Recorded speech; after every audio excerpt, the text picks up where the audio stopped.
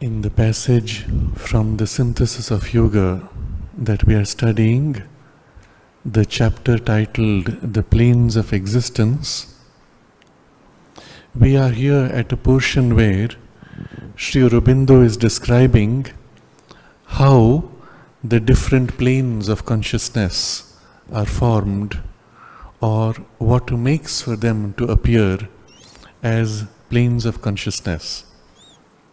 And then he will describe what these planes are, how they are distinct from each other based on these first principles.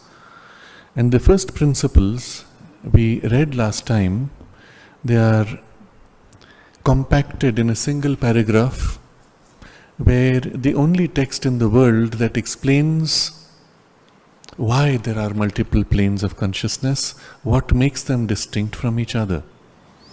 And although we read it last time, we can review to not only recapitulate but now explore certain further nuances with examples and analogies, as well as explore some of the implications which come from what he writes. This is one of those paragraphs which is extremely compact and therefore also seems to be abstract, because it deals with first principles. Necessarily they are outside the domain of form and processes which derive from these first principles. So first he says, we have to understand what we mean by planes of consciousness, planes of existence. We mean, he says, a general settled poise or world of relations between Purusha and Prakriti, between soul and nature. And we saw the last two discussions that according to how you orient yourself in your consciousness, according to the relationship that your consciousness sets with the world, you experience a band, a range, a realm of experience, a realm of things which are specific to the relationship that you have set with the world. A person who sets the relationship of closed eyes experiences the world with blindness.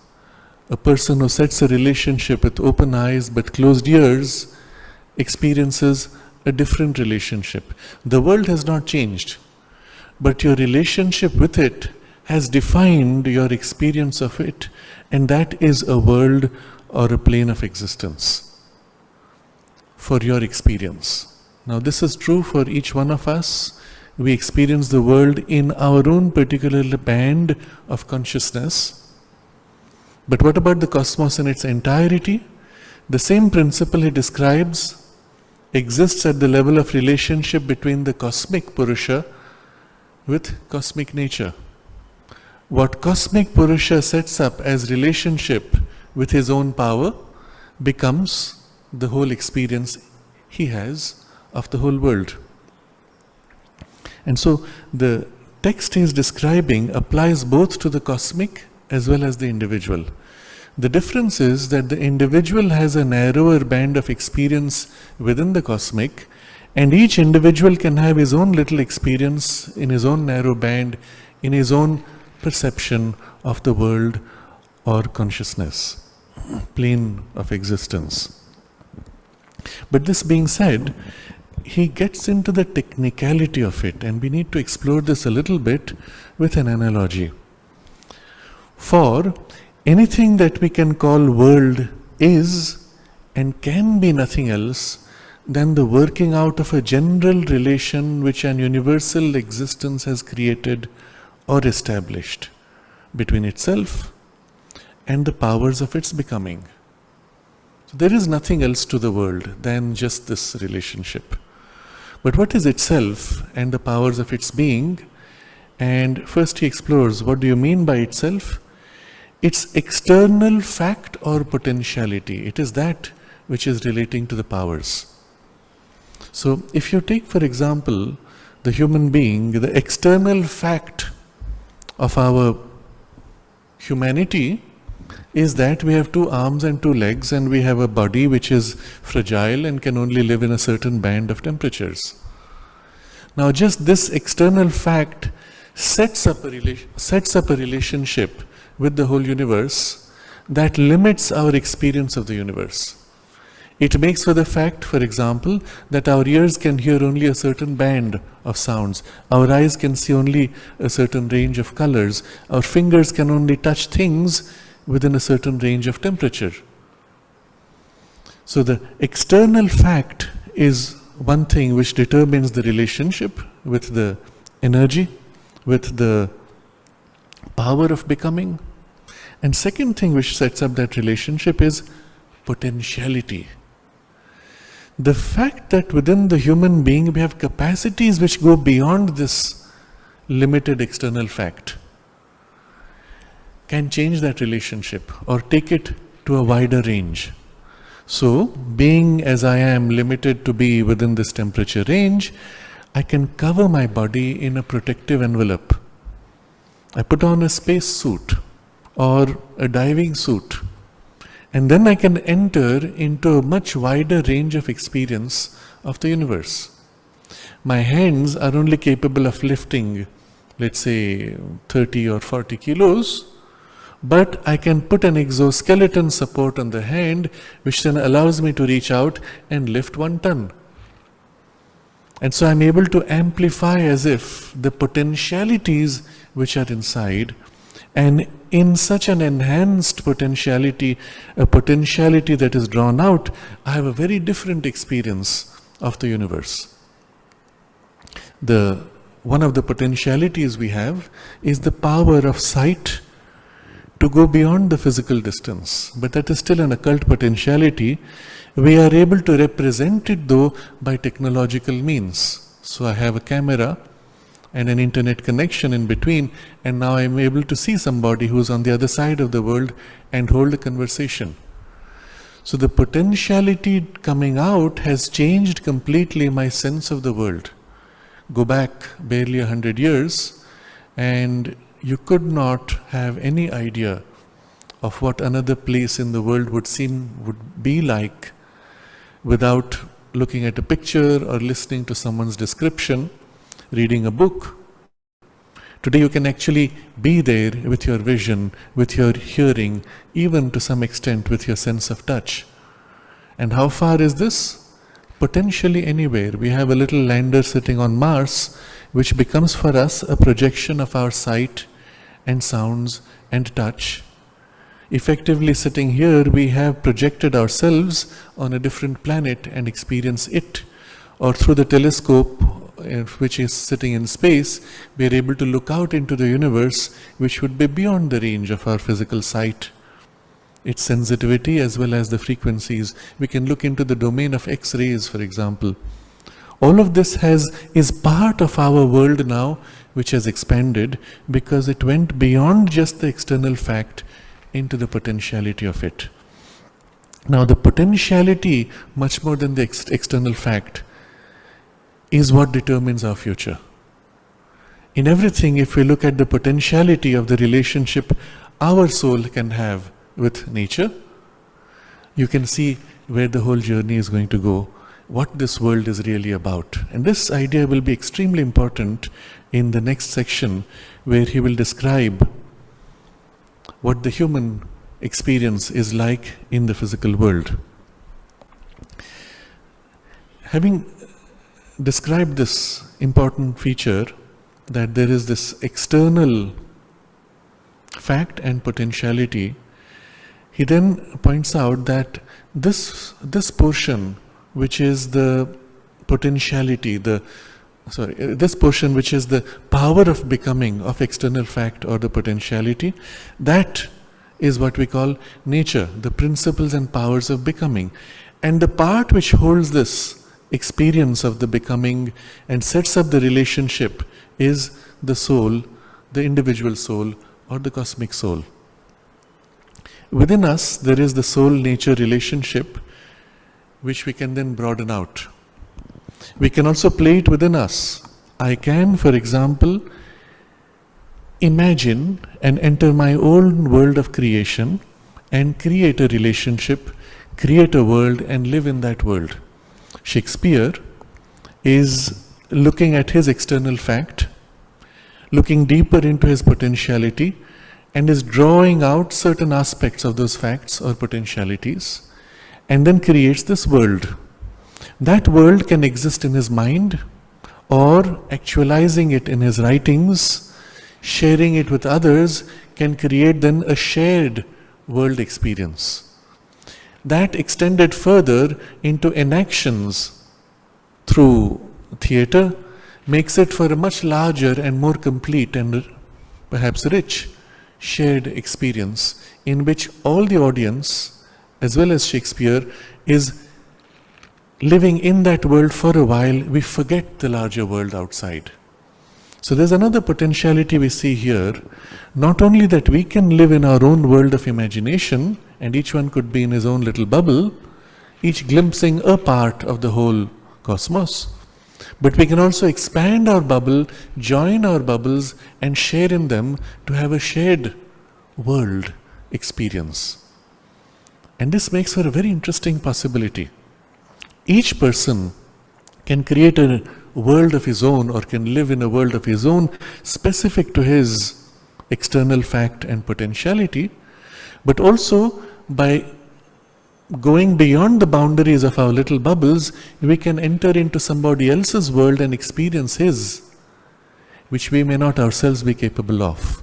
It may be beyond the range of my external fact or my potentiality, but reaching out and sharing into that world, I am able to experience more and therefore grow. Perhaps we may say that our external facts may be different, but if we go deep enough, our potentiality is in fact much richer, and because that potentiality exists, I can enter your world and learn from you. And this is what makes for a collective experience of the worlds or planes of existence or planes of consciousness, and the experience of multiple Purushas playing within a limited world. Now, if this is true of a limited world, it is equally true of the larger cosmos. And we are actually doing this in the larger game or the larger world stage in which we are born, and which is the dream or the creation or the narration of the divine creator, the divine director of the cinema, or the divine playwright. So we see something very interesting here. What's happening at our individual experience is a replica of the cosmic experience of the divine, but allows for multiple viewpoints or multiple worlds to be experienced at the same time. Then Sri Aurobindo goes a step deeper into what makes this relationship distinctive. Why is it your world experience is different from my world experience? Since all of us live in our own little bubble with our own distinctive external facts or potentiality, what makes it different? If you look at the example of Shakespeare, all scholars of or students of Shakespeare would agree that this man seems to have such a rich experience of human life. It could not be someone who lived all his life in London. He had to have traveled all over Europe, because he is able to speak of things which belong to cultures which are so different. He is able to describe tendencies of human nature which involve obviously many complex experiences of life. So one of the conclusions they have is, actually Shakespeare was not the writer of those plays. The only pamphlet we have is Shakespeare Presents. William Shakespeare presents such and such a play. He might have been a director or a presenter or a front for somebody else who wrote it. Because what we see in the facts of his life do not match the complexity of his creation. And so we come to an interesting insight. What you are able to articulate must be or can only be an expression of what you already are. In fact, every writer is doing that. So we recognize that any such relationship set between your external fact and potentiality, and powers of becoming by which you express, in this case the powers of writing, powers of speaking, powers of inaction, the powers of becoming.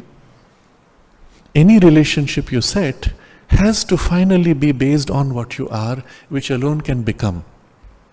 And so Sri Aurobindo now goes to this fundamental point.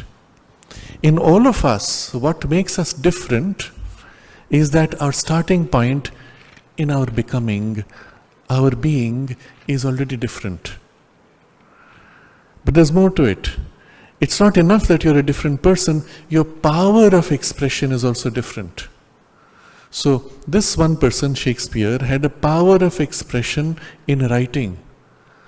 Someone else may not have a power of expression in writing, but he may have a power of expression in the inaction. He becomes the player on the stage, whereas Shakespeare would make a very poor player perhaps, and the player would make a very poor writer. Shakespeare's ability is, or his skill is, understanding human nature. It may not be very effective in articulating, let's say, technical knowledge. Somebody else may be more naturally expressive of technical knowledge, but may have a very flawed or limited access to complexities and nuances of human nature. And so what we are is what is distinguishing all of us and the world that we create or live in or can become. But there's something else, which is our power of expression, of conscious force that we are able to put out. Even if two of us have similar ability to put out force, still the quality of the force may be different. In one person, the quality of the force may aim at precision, subtlety, perfection of detail. In somebody else, the quality of force may aim at drama, grandeur, power, expansion. Can you have both? Well, if you're going to put out with great power, it's very difficult to have a fine line to be drawn. The nature of intensity of power is that it will spread out in a large space with great force. It cannot pause to make fine lines. And so you will have two very different powers of expression, even if the original being is similar. Can you have the full range, the full spectrum of powers? That I can also put great power of intensity, but also the power of fine nuance and subtlety. And that would require a much greater development, let's say. And then there is a third component which also distinguishes us: delight. While I delight in perfection, he delights in drama.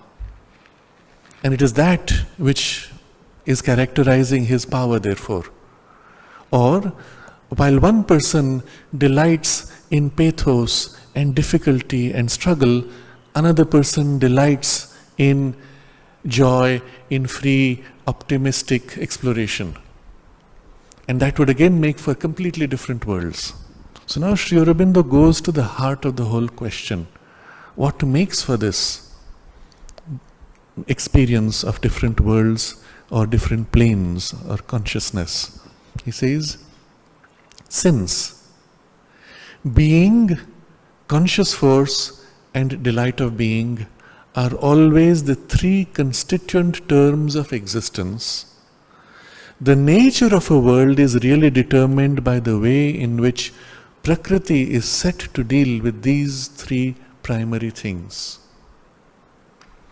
So what determines a world or a plane of consciousness is really the way these three things are being dealt with, because all is determined by these three things: being, conscious force of being, and delight of being. They are the three constituent terms of existence. Nothing could exist if there was not first something that is, if there was not within that is a force which it exercises to be, and a delight which it has in being. So we are really seeing the essential terms of the Satchit Ananda.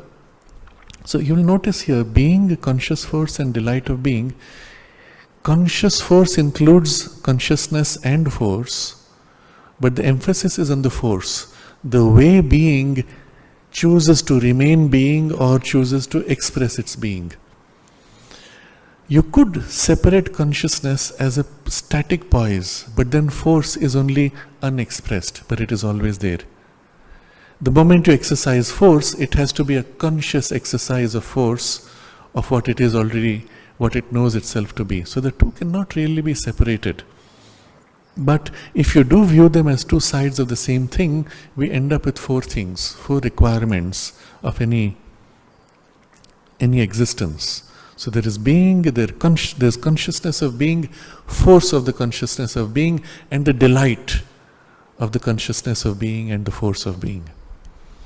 Four together always, which make any creation. Now it's interesting, Sri Aurobindo has an interesting text. I don't know if I can find this out right now, but where he describes this quadruple character, and the mother has this unusual observation that she says the supramental consciousness, which is really the creative power for the whole cosmos, for the Satchidananda, the supramental consciousness she always saw as being four-sided or cubic in nature. The One is four forever in his supramental quaternary of being, consciousness, force, and Ananda. Supramental quaternary. The One is four forever. And so we understand why in certain great cycles you have cycles of four, the four yugas, and so on. But here we are just looking at these three because the consciousness and force really are seen together. The consciousness aspect more on the side of soul and the force aspect more on the side of nature. But the delight is common and the being is common. So the nature of a world is really determined by the way in which this thing which draws out, Prakriti, is set to deal with these three primary things. And the forms which it is allowed to give to them. And this is very important. When she deals with these three things, what are the forms she is allowed to give? Let's go back to our example of Shakespeare. What is Shakespeare's first level?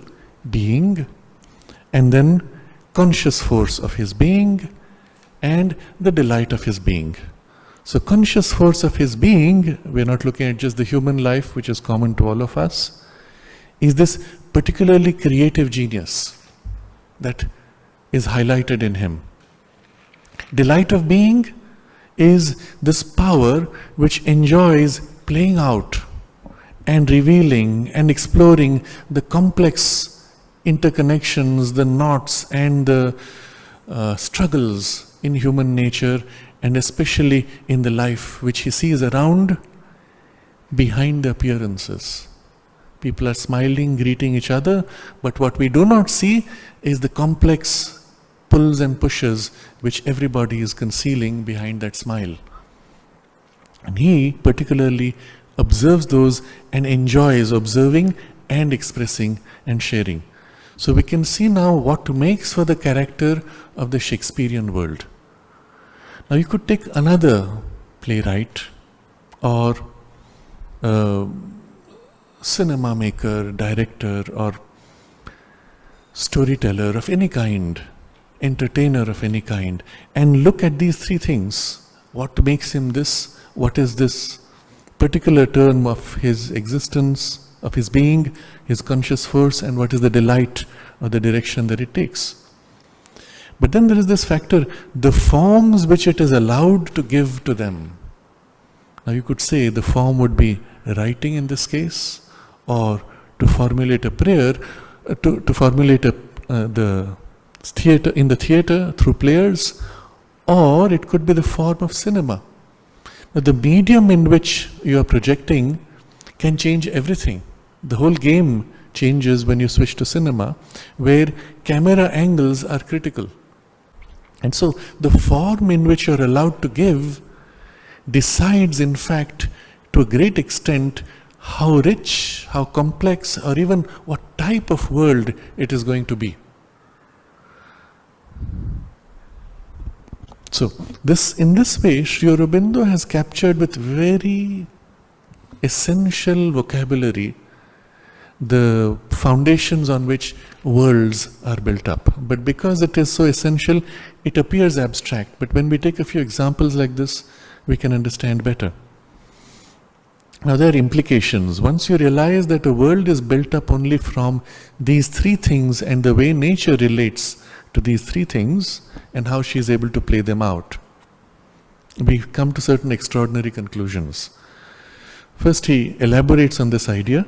For existence itself is and must always be the stuff of its own becoming.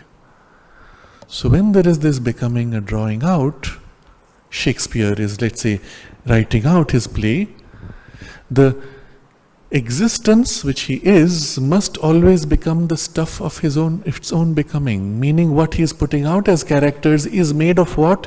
Is made of Shakespeare himself. So this is obvious when he is thinking it out. It is taking place in his mind. Who is Romeo?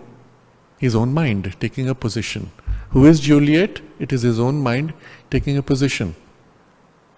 And when he begins to write it, it is again himself writing as Romeo certain words, it is himself writing as Juliet, but there are two different aspects, two different parts of his consciousness. And he puts one forward, then puts another forward as he plays them out. When finally the actors enact it on the stage, the person who plays Romeo is still finally representing the mind of Shakespeare and his experience of Romeo. The person playing Juliet is still representing mind of Shakespeare and his experience of Juliet. All the way through till the end, it is Shakespeare's consciousness and experience which is being worked out. Now, often what may happen, the director, the playwright may make changes. The director may make changes from what the playwright put out. And then you have the director's consciousness which is getting into those players.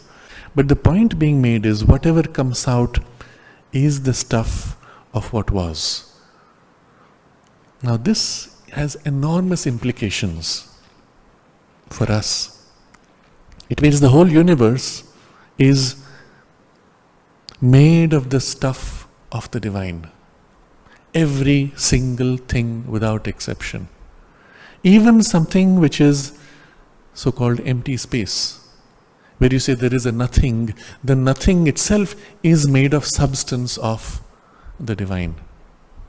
The thing which you hate the most, which you have greatest distaste for or dislike for, is also made of the substance of the divine. And of course, the implications of this are extraordinary. It means the entire play of our thoughts, emotions, our lives is taking place in the substance of the divine, in the divine extension of himself. This whole universe and every single object being formed of that substance, we also being formed of that substance, the whole drama, the stage on which this is being played, the universe, is the divine himself put out as substance. We are as if a special arrangement of the same substance as actors, players. And we are ourselves the audience enjoying his substance, enjoying his own substance. Now this has other implications which he will develop now.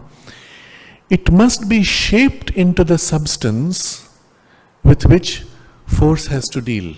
So existence is always the stuff of its own becoming, and it must be shaped into the substance with which force has to deal. And what is force? Force again must be the power which works out that substance and works with it to whatever ends. Force is that which we ordinarily call nature. So this existence is becoming substance now. What is the distinction? So-called empty space, there is existence, it exists, but you do not see substance, you do not feel substance. But in that empty space, when there is stone or there is wood or this object, then I say, this is substantial. Empty space is not substantial because my hand goes right through it.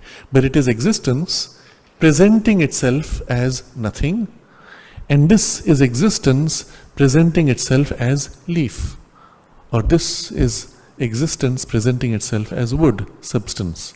So, it must be shaped into the substance with which force has to deal. Meanwhile, there is some force, nature, which is working with it to whatever objective, whatever end. So nature has taken the substance of soil, worked upon it to make the plant, continues to work upon it to spread out as perfume. She has made our body and made us sensible to the perfume. Now go back one more step. All this is made of the same existence, which is the divine, now appearing as this substance, meeting that substance through sight, through hearing, through smell, through taste, through touch. Who is meeting whom? The divine is meeting the divine. Or go back to the analogy of Shakespeare. When Romeo meets Juliet, it's Shakespeare meeting Shakespeare in a completely different substantiality and quality of consciousness and experience. Literally, within the Shakespearean world, Romeo is a world unto himself, Juliet is a world unto herself. When they meet, there is a meeting of sub-worlds within the Shakespearean world. And there is a contact, substance meeting substance. Not only substance of the body in the touch, but substance of also the mind meeting in the contact. So, substance here is something much more broad. It's not just physical substance, it is also substance which is mental substance or energetic substance, substance of consciousness in contact. So, a very important idea, it must be shaped into the substance with which force has to deal. And force is this nature working, which came from the conscious force which was put out also from the Purusha. And what is all this happening for? Again, the end, the object with which the worlds are created, must be worked out by the consciousness inherent in all existence and all force and all their workings.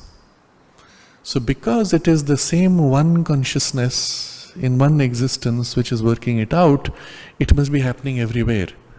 So in the earlier example of Romeo, who is living in the mind of Shakespeare, who is living in the mind of God. Okay, but Romeo has a certain objective which is being worked out. And what is working it out? The consciousness inherent in Romeo, which is Shakespeare's consciousness, which is Shakespeare's existence, which is now inside Romeo, working out Romeo's purpose. Within Juliet, Shakespeare's consciousness and existence working out in a different way. And as they interact, more and more complex levels of working out emerge. And so the object is being worked out through each, even if it appears to be different. Romeo's goal was different, Juliet's goal was different. Of course, they had common goals, but in their struggle, their drives were totally different. But there's something common to it all, he says. Common to all.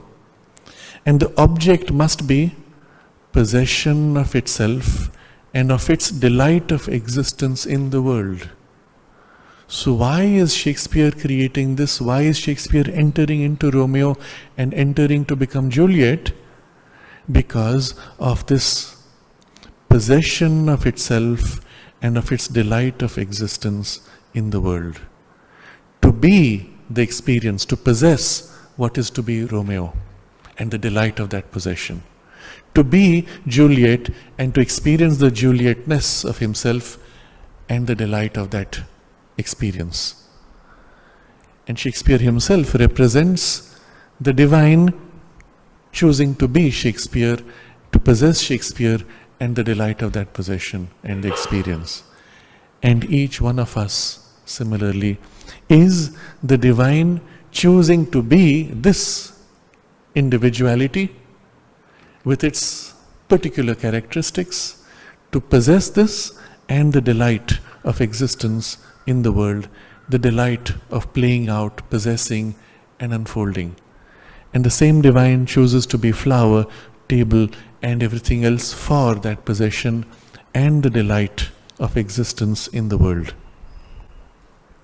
And this is the goal to be worked out by the consciousness inherent in all existence and all force and all their working. And what this means is something quite extraordinary. It means everything in the universe is working out the same goal of this delight of existence and possession of itself. Not only we are working this out, but everything else is working this out, and the universe as a whole is working this out also. So the universe as a whole is working out the purpose to experience the delight of existence and possess itself. We therefore, in interaction with the universe, are only participating in the universe's effort to possess itself and the delight of its existence. Even as we struggle to possess ourselves and experience the delight of our existence as a part of the universe. So some of these things which we have discussed before, but you see how they emerge as an inevitable consequence of this. That in each one of us, it is the universe working to find itself and to become itself and to experience its delight. The universe itself is only the vehicle for the divine to become and experience his delight and to find himself as universe. And each one of us thus is playing that role. Everything that happens, every force is only aiming at this. Every existence is only aiming at this. And it means therefore also every experience we have in interaction with every existence and every force is also aiming at this. If you think about it, that means every experience of your life, however negative seeming, however positive seeming, is still only working towards the possession and delight of existence in the world. Possession of itself and delight of existence. We too also are part of that. Every act we exercise on our circumstances is really an expression of that. And of course every act on ourselves. And so he says, to that all the circumstances and aims of any world existence must reduce themselves. Reduce themselves. They may not be overt, but if you go behind the overt, you will find it reduces itself to this goal. Overtly, these two people are fighting, they're trying to kill each other in a battle. But if you go deep inside, eventually layer by layer, if you decompose the objectives, it was an attempt to possess itself and the delight of existence in the world. And it has taken on forms and upon forms, where on the surface you may see different objects. And this is the reason why you will recall Sri Aurobindo writes in Sanskrit that the soul within enjoying the world experience, it enjoys the crying as well as the laughing equally. On the surface you may have any appearance, but internally the soul's delight is equal in all these experiences. And eventually he says, all circumstances and aims of any world existence must reduce themselves to this. Now you can create any world, including your novelist's world, your playwright's world, your cinema world, your computer game, which is also a world. You create a game, wizards and warlocks, enter into it. What's the goal of the game?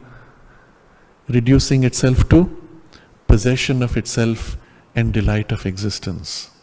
What is the game an expression of? Well, the existence which becomes the stuff of the becoming, becomes the substance with which the force has to deal, And that makes for the distinctiveness of appearances, but always within it, the goal of affirming your possession and delight of existence in that world.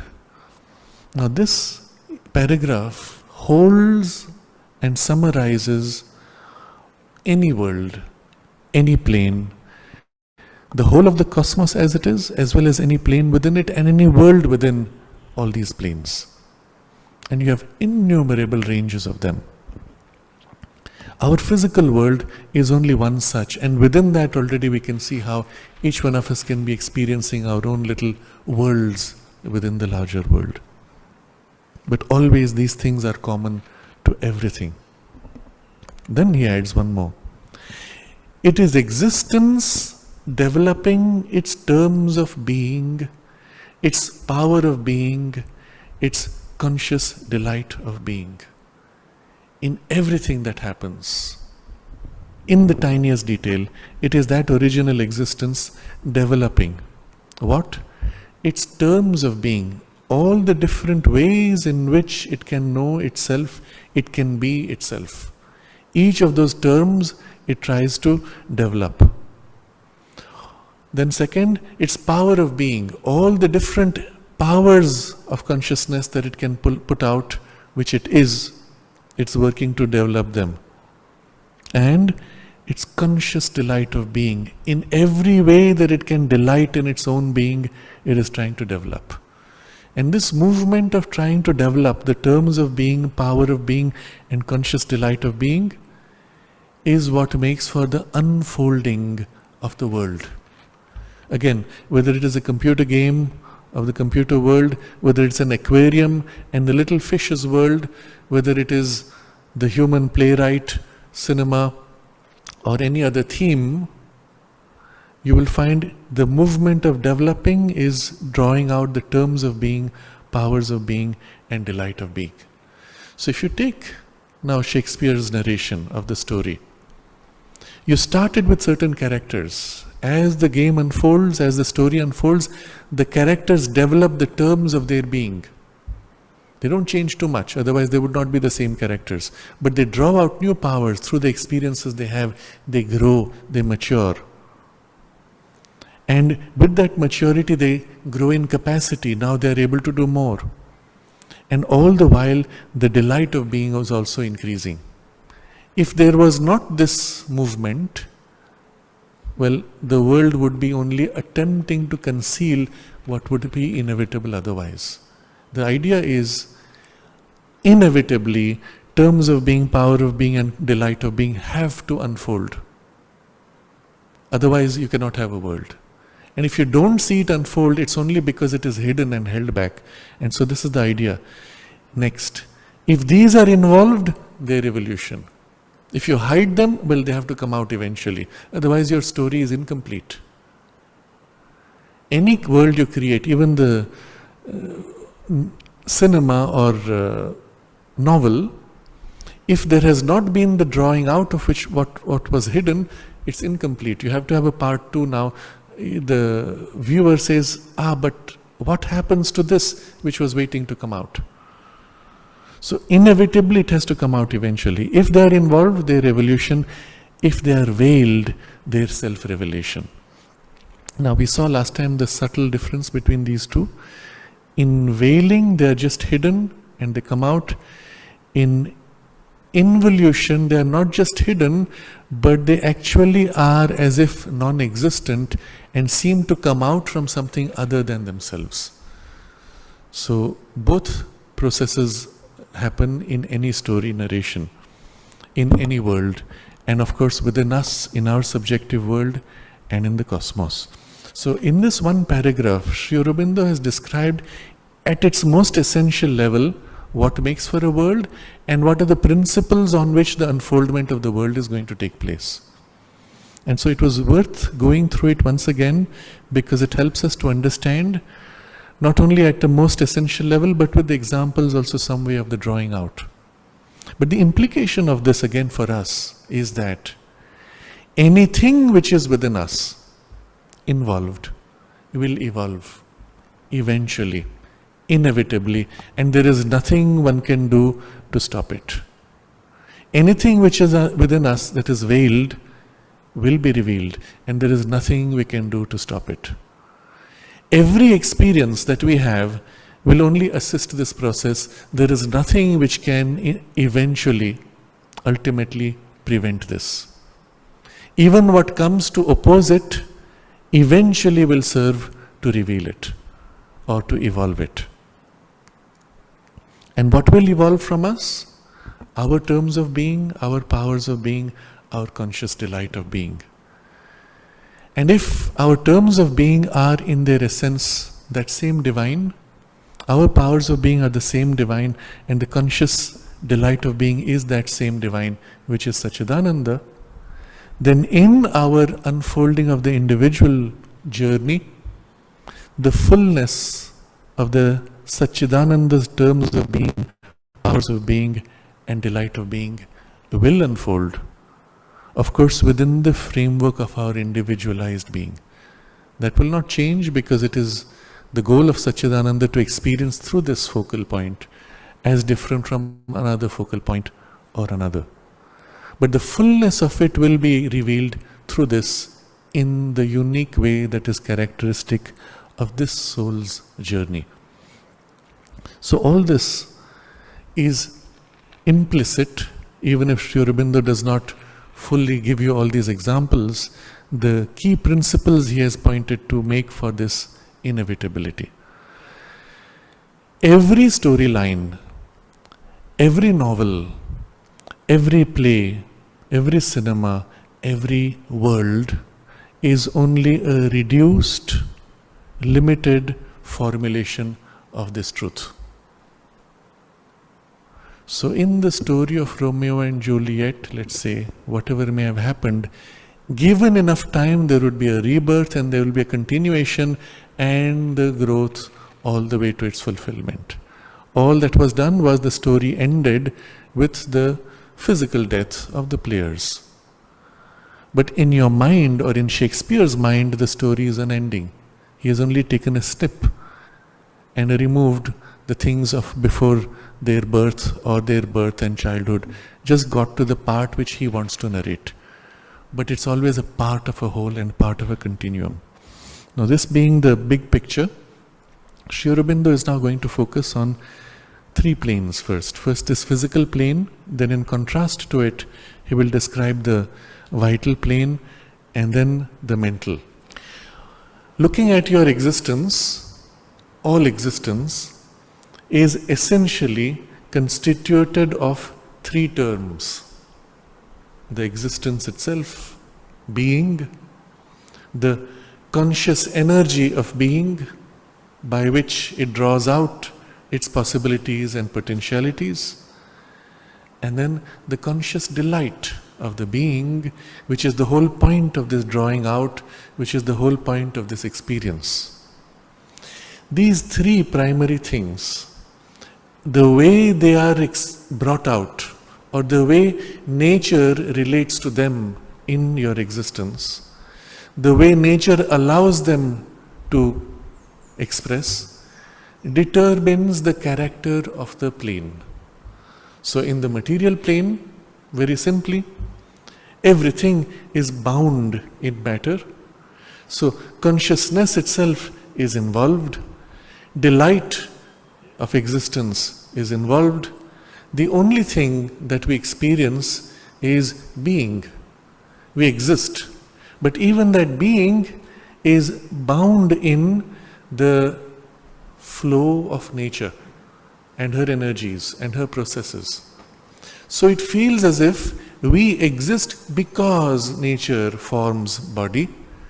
We can feel and think because nature has a process of a nervous system and a brain and hormones which allow for emotions and thoughts.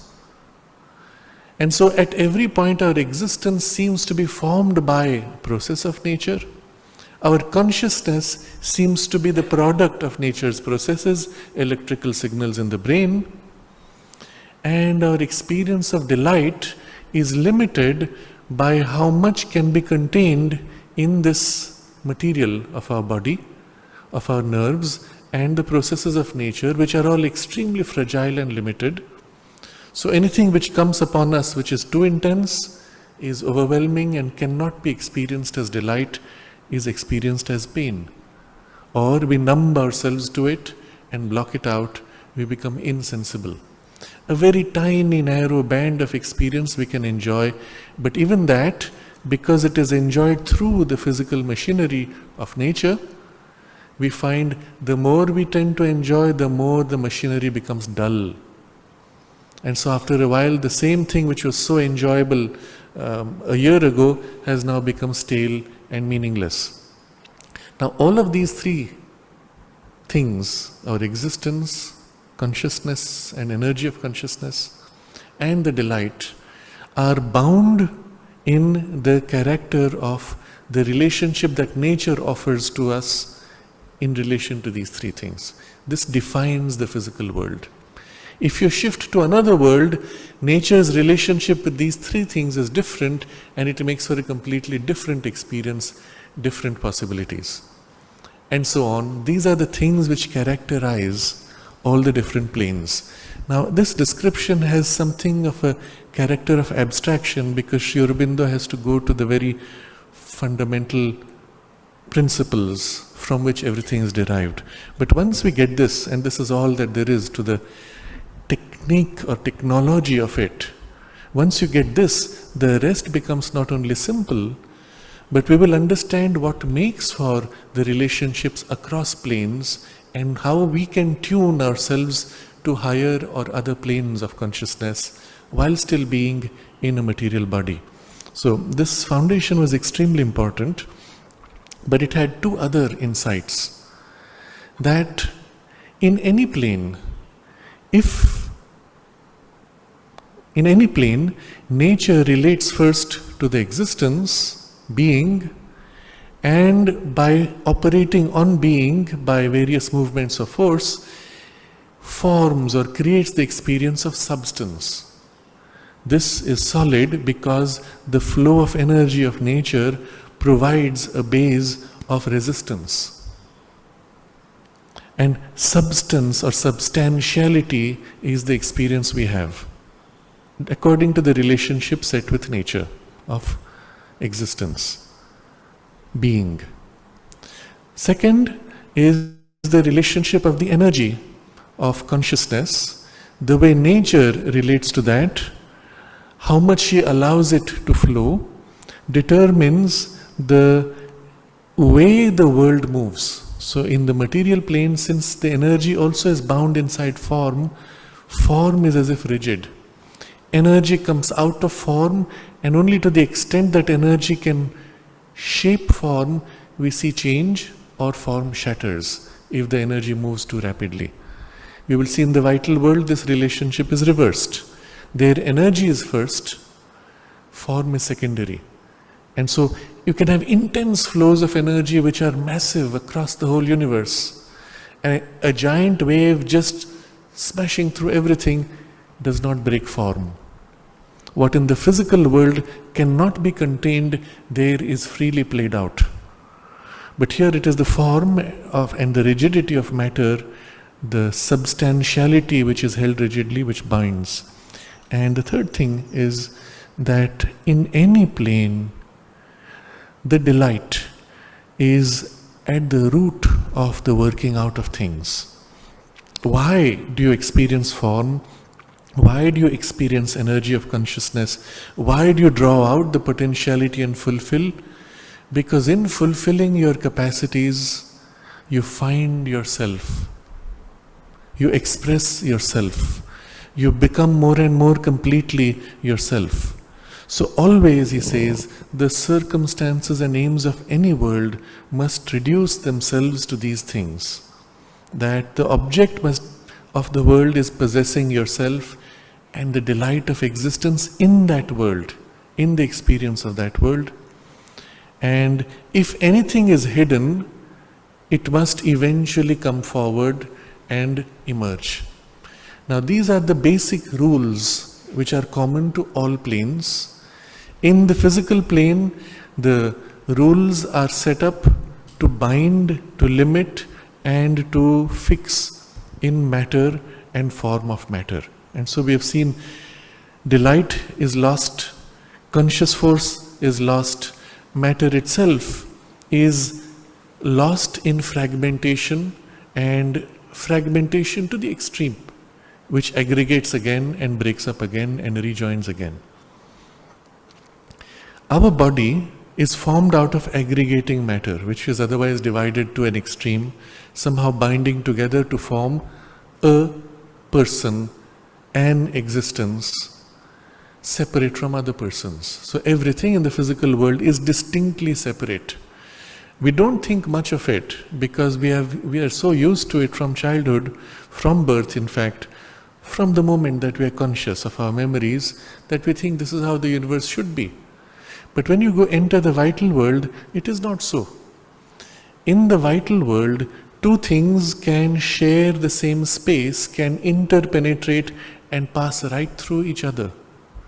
In fact, you do not experience any sense of rigid separation from things. If you experience the flower, just the awareness of the flower brings the flower experience into you, and you are overwhelmed by the flowerness of it. And it is overwhelmed by your energy flowing through it in a complete merger, transparently passing right through each other. And it can be an intense experience, even overwhelming to the consciousness in the physical body. This is the reason why sometimes we have dreams in which you find yourself so happy or so sad or so afraid that the intensity of it wakes you up. And at the moment where you re-enter the physical body and wake up, you are for a moment aware of the intensity of that experience, and then you experience it getting dulled in the physical body. So he has described in great detail, we saw this last time, all the limitations of the physical world and how the very fact that matter is so dense and inconscient, everything gets dulled down. The possibilities of anything emerging are constantly being hampered, blocked by the very nature of the material universe. And yet, because the human being is an imprisoned soul, the emergence of the soul and your discovery of your soul is inevitable in the material world and must be the highest object of the human being. And although this is the highest object, it is also the most difficult because it is blocked at every step by the very nature of matter. At every step, as your consciousness emerges, it is pulled back into inconscience. Your form, which is your sense of identity, is constantly breaking down and needs to be repaired continuously. Your possibility of enjoyment is so limited that it gets fragmented into pleasure, pain and insensibility, happiness and suffering, and there is the sense of duality. All of this comes from the nature of matter and the material world. This same consciousness, if it was shifted to other planes, most of these limitations would suddenly vanish. But we will see that later. What he now enters into as a description is the understanding of these limitations in relation to other planes.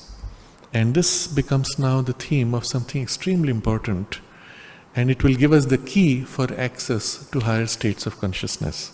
So first he is describing in sum the nature of the material plane. All this means that the natural relations of Purusha to Prakriti in the material universe are the complete absorption of conscious being in the force of its working. Therefore, the complete self-oblivion and self-ignorance of the Purusha. Because here, the relationship between universal Prakriti in the material world and your individual soul, Purusha, is such that nature has bound everything into her process. And so your conscious being is absorbed in the working and force of working of nature. Everything you look at seems to be part of a process formed of other things. You look at yourself, you are as if formed of other things which have gathered and in a flow of energy working. You look at things around you, they're all formed by a process of nature. If you remove that process, the thing ceases to exist. It is the great discovery of modern physical science when it discovers that all matter finally reduces itself to flows of energy. But it does not explain what holds those flows to make for stable appearance of matter. It says, well, it's just a law. Because this is a law, energy flows that way, energy sustains, atoms are formed, molecules are formed by laws. So it observes those processes, describes them in formulas and says this is a law. Whose law? Law of nature. And Sri Aurobindo reminds us in the previous paragraph, these are nothing but habits of working of this universal energy, Prakriti, in the material world. There is no such thing as a law. There is no one that can compel her. There is only her habit of repetition. And so, being bound in this force of working, the conscious being is completely self-lost. So there are two things which emerge from this fact of the physical world: complete self-oblivion and complete self-ignorance. First, any awareness which has emerged of the mind, it is only a nominal center of consciousness which seems largely a product of the body. Second, I am completely ignorant of myself. I don't even know who I am, what I am. When the child wakes up, first thing it looks at the world and says, what's this mess? What am I? Who am I? Where did I come from? In fact, if you have ever been in very deep sleep, you wake up from such deep sleep that in the first point of awakening, you wonder, where am I? Who am I? And then gradually the memories return. But are those memories true? Are they planted? You cannot know. So you do not know yourself. You don't even know your existence. You do not have any knowledge of yourself. And this is what your starting point is. And on the other side, the complete domination of Prakriti and subjection of the soul to nature. This is the character of the material world. Prakriti dominates. You are an entire slave of nature. What does it mean? Observe everything that happens inside you. It's an automatism of nature. Observe everything you do. It's part of an automatism of nature. Even the part where you think that you are doing freely, acting freely, if somebody observes you long enough, they will conclude, oh, this fellow is an automaton, because I can predict everything he is going to say, everything he is going to do. In fact, we have artificial intelligence now which is pretty much so developed that it can imitate you perfectly. Not only the form, not only your face, not only your mannerisms, but even your patterns of speech, inflections of speech, your thinking patterns and your emotional responses. Everything can be described to this extent.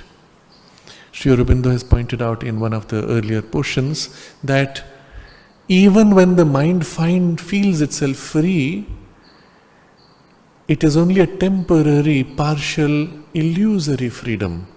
Because look, the moment you give a knock to the brain or you inject the blood with a little bit of chemical, the mind gets sleepy, drowsy and shuts down. It's never really free, it is totally dependent on the biology. In fact, one can see how by playing with hormones, by playing with chemical balances in the bloodstream, you can modify states of emotions, states of thought. There is a device which is actually developed and it's been in use secretly for more than 50 years, which beams low power microwaves towards the brain, at a frequency which is largely the resonant frequency of your skull, and then pulses those microwaves at the frequency of the overall brain waves. So, the brain waves have alpha, theta, beta, etc., which relate to states of wakefulness, sleepiness, or deep sleep. And by pulsing that, it gets the brain to synchronize. And so from a distance you are beaming somebody, and then you shift the frequency slightly, and suddenly the person starts getting drowsy. You can actually control a person's state of consciousness, make him fully awake, bright, fresh, or make him dull, or take him into a state of hypnosis or deep sleep, just by playing those frequencies. They have something more they do with it. They modulate the frequencies to the patterns of speech sound. And then it's as if inside your brain you're hearing a voice. Inside your skull, it's like a voice speaking to you. And of course you look around, there is no other source. So they call it, what is that, God? Voice of God. It's called Voice of God weapon. It's used as a weapon, in fact. And one of the things you can do, because you can play with those frequencies, if there's a group of people sitting in a room, they're having a discussion, you beam this on the whole group. But depending on what kind of frequencies you choose, you can have the group come into an agreement within minutes. Oh yeah, we're feeling so good, we're feeling so nice to each other, we're all friends and everything is agreed to. Or you detune it, and suddenly you have everybody in the group upset, angry, in conflict. Now, the extent and the ease with which you can control group behavior is scary when you think about it. And as long as we live largely by instinct, largely by habit, driven by what we proudly call my nature, my character, we are a complete slave of this device. But forget the device, we are a slave of nature, universal nature. This device is only a special focus of what universal nature is doing to us all the time. Mother observes how she throws a wave of certain energies, certain thoughts, certain impulses, and all the population suddenly starts dancing, expressing those thoughts, those energies and impulses. We don't realize that we are just toys for her. And so this is the complete domination of Prakriti. We are literally formed of this Prakriti, energy, nature. And subjection of the soul to nature. Who I am is as if a product of these things. Now, at this point, is there anything in us that is capable of being free?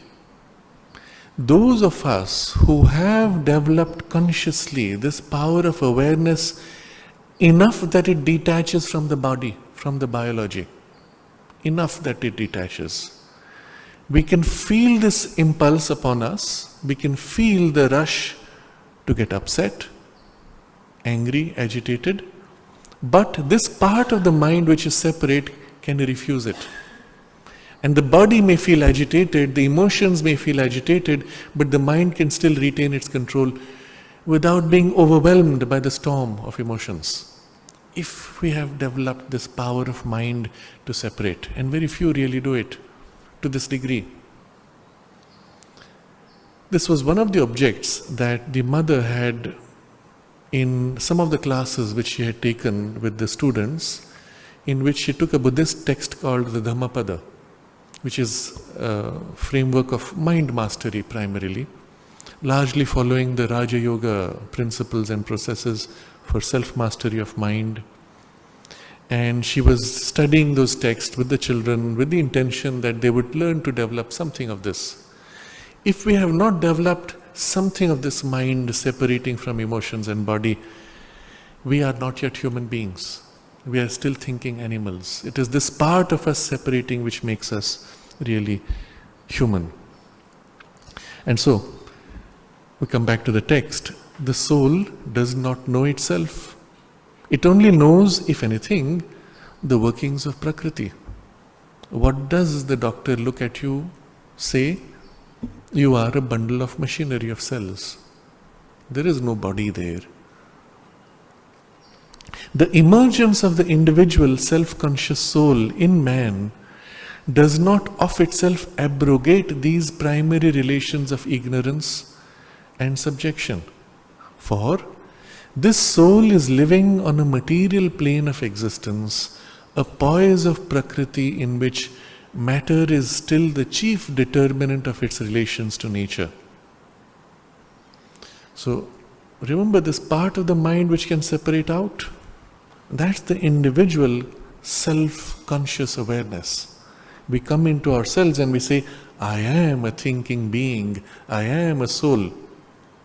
But this, he says, does not entirely eliminate this primary relations of ignorance and subjection. Because even this person who is in that state can be injected and he will fall unconscious. So your primary relationship, as long as you are in the body, in the material world, is still this ignorance and subjection. Secondary relationship can involve a kind of awareness, a kind of a freedom, but it will always remain secondary. Because, he says, you are on the material plane of existence, a poise of Prakriti in which matter is still the chief determinant of its relations to nature. So everything is determined by matter and everything must act through matter. If something does not engage with matter, well, it doesn't exist for us. Somebody says, there's a spiritual presence, there's a spiritual downpour, and I look around and I say, where? All I can see is, well, the normal things. And you've met people like that. And then you've met people also who seem to be hypersensitive. They talk of all kinds of strange forces and energies, and you say, wow, I don't feel that. Where are you feeling it? We've seen people do strange gestures. I had been part of a ceremony of a Japanese Buddhist tradition which has elements of Shintoism in it, and the head of that tradition, she does certain rituals, and the rituals have gestures which seem strange. So she will light a fire, she will put sticks into it, typical Havan, and then she will make certain mudras and gestures and point and make sounds like that, wave a stick in the air, throw something in the air with a fan as if blow something around. And if you just look at the gestures, you'll say, what a weird thing. But if you're sensitive, you can feel that as she is doing all this, somehow the environment begins to shift, the vibes change. And somehow you come away as if different. How did it happen? Nothing that you can see in the physical process can explain it. So this is the reality of the physical world, that everything is dependent on matter as a mediator. This is why the mother's insistence on being able to bring even the highest spiritual experience all the way to the physical consciousness and fix it in the body. And when it is fixed in the body, then it has value in the manifestation. Otherwise, it remains always something elsewhere, not here in the physical world. So, and its consciousness, being limited by matter, cannot be an entirely self-possessing consciousness. As long as you have the body and you're limited by the body in consciousness, you can never say, I am entirely conscious and possessing myself. There will always be this dependence on the biology and nature and her processes. Now, this being said of the human being in the larger cosmos, Sri Aurobindo briefly steps back now to look at the relations with the rest of cosmos. Even the universal soul, if limited by the material formula, could not be in entire possession of itself. Much less can the individual soul, to which the rest of existence becomes by bodily, vital and mental limitation and separation, something external to it, on which it is yet dependent for its life and its delight, and its knowledge. So, if the universal soul, which is the center for the whole cosmos, if it was bound by this material formula, even it would not have been able to enter in full possession of itself. The nature of the material formula is such, it prevents complete self-possession. And if universal soul cannot do that, well, even individual soul cannot.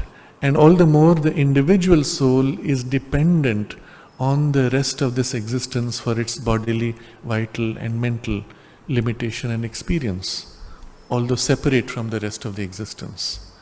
We know there are other things, we sense them, but we are still dependent on this biology and whatever little we can engage with of the rest of our existence for its life and its delight and its knowledge. So the individual soul cannot do much. This is very clear. The physical body, the material formula binds you, and you can do nothing about it. Or so it seems. Unless there is something else which is more than this formula. These limitations of his power, knowledge, life, delight of existence are the whole cause of man's dissatisfaction with himself and the universe. So now we see why human beings are so dissatisfied. Somewhere within us, we are not this. We are not limited by these things. And yet in the fact of our experience, we find ourselves totally limited. And 4 things he describes. Power. We cannot do what we want to do, really. Knowledge. We cannot know all the things which we feel we are capable of knowing. And then life, we are never able to experience or live the way we want. And we cannot enjoy or experience the delight of being. All of these 4 things together make for 4 kinds of dissatisfaction.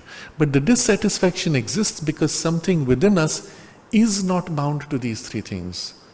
And yet the whole of us as we experience it is bound to these things. And that's the contradiction. I am not me. I am none of these things. And yet I am only these things. And this makes for the frustration. Dissatisfaction. The whole cause of man's dissatisfaction, it's not one of the causes and now there are other causes from other planes. Whole cause is this. Now think of it, what that means. If you could somehow be free from the material formula, access other planes, the whole cause is being bound only to the material formula, you would find yourself now free to be in all 4 aspects, or at least one or more of these 4 aspects. Being in the material formula, all 4 things are bound and limited. And if the material universe were all, and the material plane the only plane of his being, then man, the individual Purusha, could never arrive at perfection and self-fulfillment, or indeed to any other life than that of the animals. The 2 things which prevent us, the 2 things which would bind us to animality are the material universe being the only thing, and the material plane the only plane of your being. If these 2 things are the reality, then there would be no other hope. You would simply be bound to the animal life. Now what that means is the animal life is really bound to this. Their animal is a product of its material body. Its consciousness is that which belongs only to the material plane. That's it. And if this was all for us, well, we would have no other hope. And we could never arrive at perfection and self-fulfillment, because our self is more than these things. We cannot be fulfilled if these 2 limitations are there. Now there are 2 things we have to recognize. One is the external aspect of it, is what he describes as the material universe, and the internal consciousness aspect is the material plane. These two things are bound.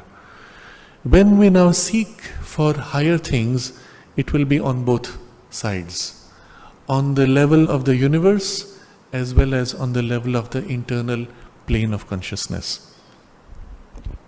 So now he moves to that. There must be either worlds in which he is liberated from these incomplete and unsatisfactory relations of Purusha with Prakriti, or planes of his own being by ascending to which he can transcend them, or at the very least planes, worlds and higher beings from which he can receive or be helped to knowledge, powers, joys. And we can say perhaps fourth, no, leave it at a growth of his being otherwise impossible. So the only way we can grow out of this impossible condition is one of these three things should be, at least one of these three things. Which first, there must be worlds in which he is liberated from these incomplete and unsatisfactory relations of Purusha with Prakriti. Here in the material world, the relation of soul and nature is not complete and utterly dissatisfactory. Not complete because soul has no play, nature has complete subjection. Dissatisfactory because you have no knowledge of yourself, no way to exercise your true freedom. But there must be worlds in which this should be less rigid. Worlds where you can have a more satisfactory relationship, where you can know yourself, or at least some aspect of yourself, or where the subjection to nature will be somewhat less. And if such worlds exist, you could go into those worlds and there, at least, find some satisfaction or maybe some hope of perfection. But the moment you come back to the physical world, you again find yourself bound. So first suggestion he makes is there are worlds that you could go in. Such worlds are what we enter in our dream state, for example, or in out-of-body experiences, where the physical body is left behind and our consciousness can experience other domains. Second option that is required is, or planes of his own being, by ascending to which he can transcend them meaning these relations of Purusha and Prakriti. So as long as I am in my body and I am identified with my body and a product of the biology process, I am what I am, toy of nature. If internally I have planes which allow me to shift state of consciousness, and I can access states in which I am no more this toy, then there is some hope, at least in those states. And this is what we earlier discussed. When you train your mind, you can step out of your biological identification and exercise a mental freedom. And interestingly, this mental freedom finds itself able to even struggle against the body. So I discover my body is beginning to feel sleepy. What do? I have an important work to finish. I will myself out of sleep. Interesting. You can do a lot by this will, but eventually the sleepiness becomes too strong. So what do? I drink a stimulant, tea or coffee. I'm dependent on the biology, remember?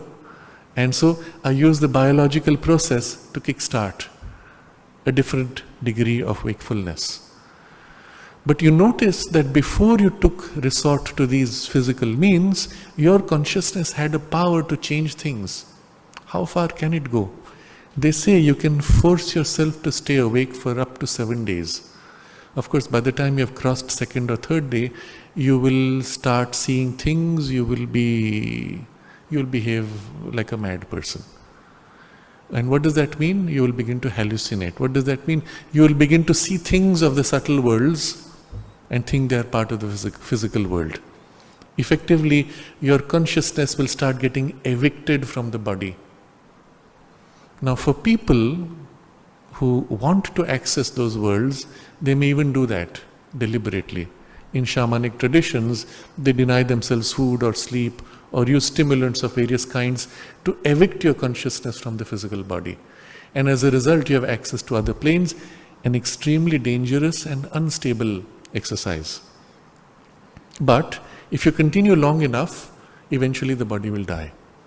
Think about it. Why should the body die? Just because you didn't sleep. You're eating normally, but you didn't sleep. And there is no clear reason given for that in conventional biology. At best, you'll say, well, during sleep, there is the repair process which is being made. No, there's much more to it than that. And why is it that you're being pushed out, evicted from the body? And that's part of nature's machinery that needs to do its work by shutting down your mind so that it can freely do what it wants. And if you prevent it long enough, it evicts you to protect itself. And that, you may say, is the repair process, but there's more to it than just repair process. But for now, we recognize this very interesting thing. Your consciousness in its higher parts is actually able to separate, and from its separation apply its will and modify even your embedded consciousness, change it. I am getting angry, I don't want to get angry. I take a deep breath, stand back and impose a calm relaxation, and the surge of anger passes. If you're measuring my hormones, you will find the anger impulses registered in the bloodstream being released. Your adrenal glands are putting out whatever adrenaline, and when I consciously relax, immediately the adrenaline in the blood begins to diminish. So which one was it? Did your biology change your mood, or did your consciousness will your mood and your biology follow? Now, because in the balance of relationship, all of these phenomena are secondary to the primary dependence on body, a scientist will conclude, no, it's your body, it's your brain which sent a signal to adrenal glands, shut down, reduce the release of adrenaline. But your experience subjectively is not that your brain did it. I freely willed myself to not get angry. Very interesting possibility. How far will this go? If you train yourself sufficiently, you can push it so far that it feels as if what you're doing is super normal. There is a technique which is taught to monks. It is kept secret, but it is a technique by which you are able to draw a certain substance internally, and swallowing that, you are able to nourish your body by a substance which is generated internally. And if you can maintain that and a certain internal meditative poise, then you can go pretty much without food and water for a long time. You may still occasionally need to drink a little bit, but that's about all. But there are methods which are finally dependent on a process of nature. But they are nature's processes which are an aberration.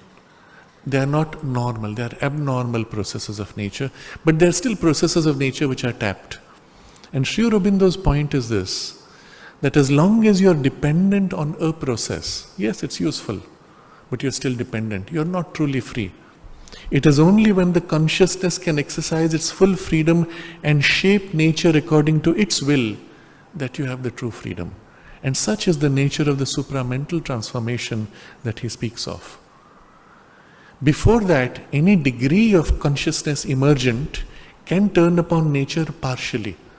And what we have today is mind which has emerged, sufficiently organized itself, turning upon our own nature and able to shape it to a certain degree by willing itself.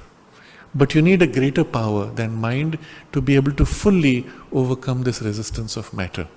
So this is to understand the context of this discussion. It may feel as if there is no hope of any greater spiritual perfection in this material formula, but this is true only as long as the power that is emerging is still weak.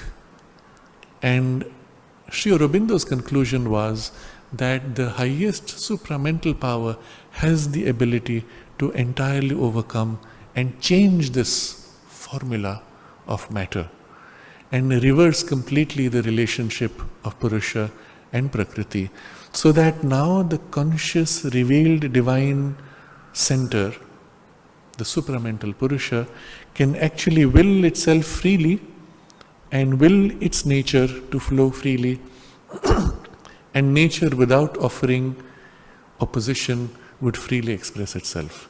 Such would be the nature of the supramental body, or the supramental transformation and the supramental life. But from this to that, there's still a big gap, and we are looking at that gap now. So there must be either worlds in which he is liberated, or there must be planes of his own being by ascending which he can transcend this relationship. So we have spoken of the mind, and the mind can do so much, but there are still higher planes of the mind which can access all the way up to the supermind, which can access greater powers, and on the basis of those greater powers transcend this relationship and even change it. And then the third thing, which is perhaps the immediately most important, or at the very least, planes, worlds and higher beings from which he can receive or be helped. Either internally there are planes within you from where you can get help, or worlds externally in the universal from where you can receive help, or beings of a higher grade from whom you can receive help. If there was not the possibility of help from other planes, even the struggle of your consciousness to emerge would take enormously long. Precisely because there is help that can come from these three things, three sources, the whole thing can be made so much faster and easier. To be helped for what? To knowledge first. To become more conscious of yourself, of your own awareness, of your own powers, of your own deeper center and identity. Second, powers. From that consciousness, what can you exercise to change yourself, your own nature, your circumstances? And then joys. Freedom from this constant binding to duality and incapacity to enjoy. As the higher influences enter, we find a higher grade of enjoyment, more true, more complete, more deeply satisfying, more innately lasting and permanent, not dependent on circumstances or your biological limitations. A growth of his being otherwise impossible. If you remove these three sources of help, the growth becomes impossible. All we would have would be the animal life. Now, do these three things exist? That is, worlds in the cosmos from where we can get help, planes within us from where we can get help, and beings from where we can get help. All these things, the ancient knowledge asserts, exist. Other worlds, higher planes, the possibility of communication, of ascension, of growth by contact with and influence from that which is above him. In the present scale of his realized being, all these things are possible and they exist as we are today. In the present scale of his realized beings is a very important qualifier, because this access is not available, let's say, to the animals or to the plants, at least not consciously. Of course, there is always an influence from other planes. But for the plant or animal to actually reach out and call upon that, to enter consciously into higher worlds or higher planes, is not possible for them. But human being has reached a certain scale of internal awareness that this access is now possible. Now here is the first foundation of all spiritual development and all occult knowledge and experience. Everything boils down to broadly these three things. That there are planes which are different from the material that you can enter in, and at least during your existence there, you can experience a completely different reality and come back with whatever you have gained from that experience, back to your limited reality. Second, that within your limited reality, your consciousness has access to higher internal planes of consciousness. And you can tap those and engage them within your reality and thereby change your present experience and relationship of soul with nature. Third, you have access to help from beings who are either belonging to those other worlds or even powers within your own inner planes or just higher beings, we don't know from where. But as consciousness, they are higher and therefore they can be of help.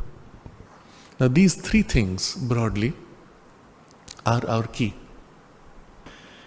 And so we continue Friday after next. Oh.